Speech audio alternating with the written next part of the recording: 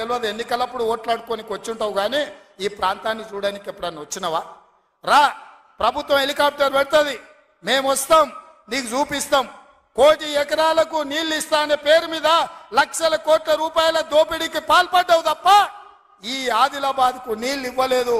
అందుకే ఈ ప్రాంతాన్ని సస్యశ్యామలం చేయడానికి సాగునీటి ప్రాజెక్టులను కట్టే బాధ్యత మా పార్టీ తీసుకుంటుంది, మా ప్రభుత్వం తీసుకుంటుంది.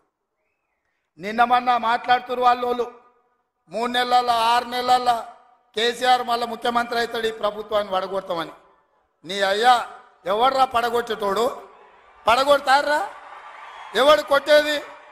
నేను అడుగుతున్నా, వేలాది మంది మా యువకులు ఇక్కడ ఉన్నారు, మీరందరూ చూసుకుంటే ఊరుకుంటారా? పడగొడితే ఊర్లలోకి రాణిస్తారా?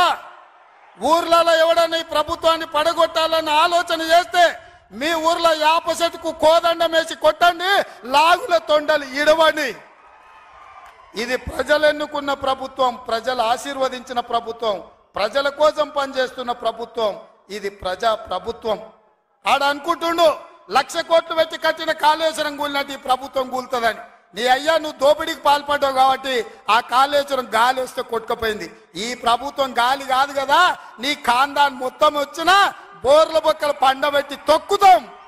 ఎవడని ప్రభుత్వం పడుతుందనో 6 నెలలకో 3 నెలలకో కేసీఆర్ ముఖ్యమంత్రి అవుతాడని చెప్పిండంటే మూతి పండ్లు రాలుతాయని నేను చెప్పదలుచుకున్నా. మన